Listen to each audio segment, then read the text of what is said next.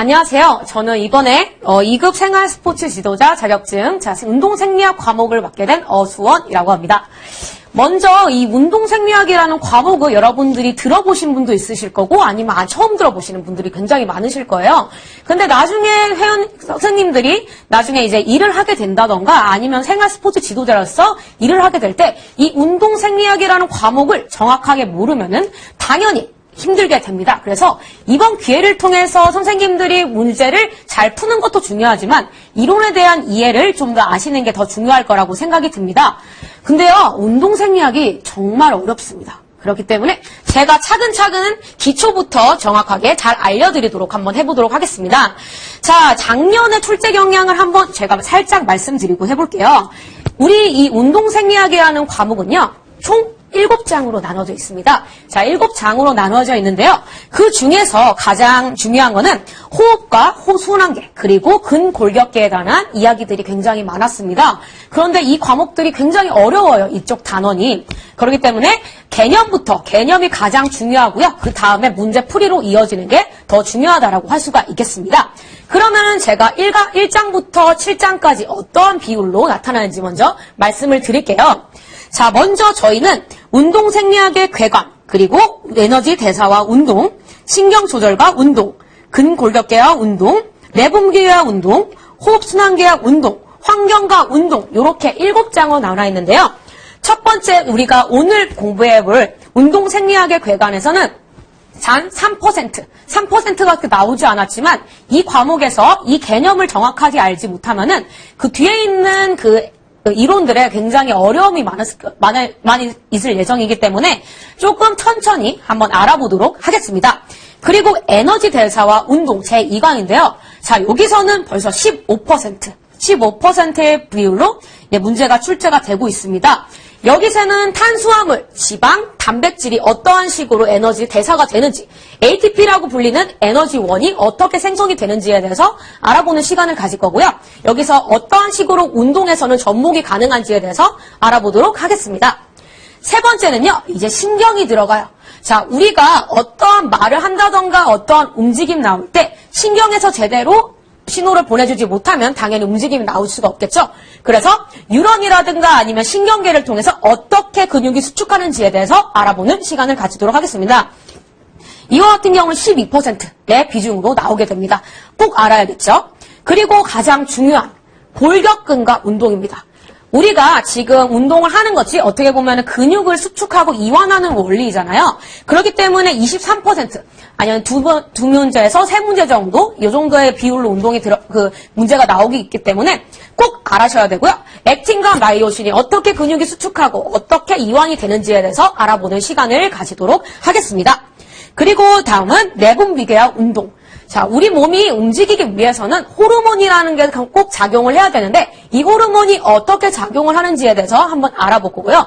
운동을 통해서 호르몬이 어떠한 작용으로 어떻게 몸이 조금 다르게 발전을 할 수 있는지에 대해서도 알아보도록 하겠습니다.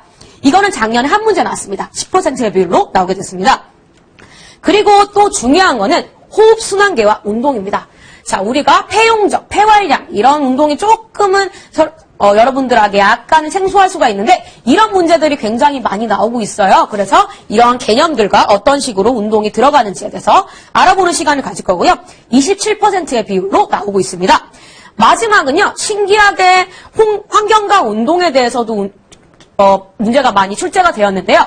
이거는 이제 고지온 아니면 이제 고온이라든가 아니면 저온에서 어떠한 운동 변화가 있는지, 몸에서는 어떠한 변화가 있는지에 대해서 알아보는 시간을 가져도록 하겠습니다.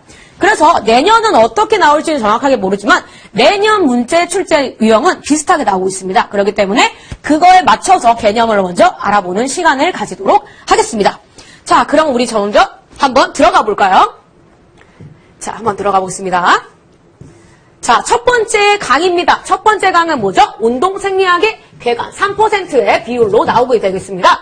자, 이런 것 같은 경우는 자, 이제 주요 용어에 대해서 정확하게 알아보시는 게 굉장히 좋을 것 같습니다.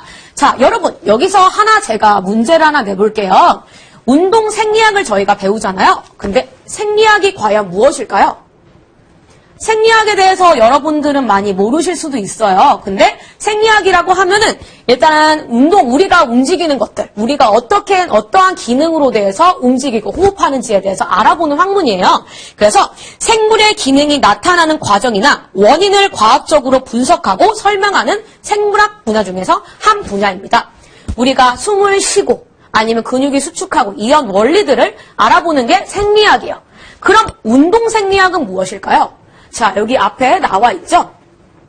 자, 이렇게 나와 있으면 운동에 대해서 먼저 알아보도록 하겠습니다. 자, 운동이란 체력 유지나 건강, 생명 유지를 위한 체계적, 규칙적인 신체 활동입니다. 자, 그러면은 운동보다 조금 더 포괄적인 그런 단어는 무엇일까요? 자, 모르시겠죠? 네, 제가 많이 준비를 해놨습니다. 운동보다 조금 더 포괄적인 것은 신체 활동이라고 해요. 요 밑에 나와 있습니다. 자, 이게 이제 포함되어 있는 중에 하나인데 이게 더 큰 의미로 생각하시면 될 것 같아요.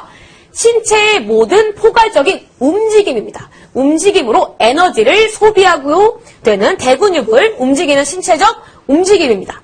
그래서 어떤 식으로 문제가 나온 적이 있냐면은 운동과 신체 활동과 움직임 요 세 가지에 대해서 어떤 게 더 큰 문제인지 어떤 게 더 큰 개념인지에 대해서 나온 적이 있거든요. 그렇기 때문에 운동은 이 신체 활동 안에 들어가는 개념입니다.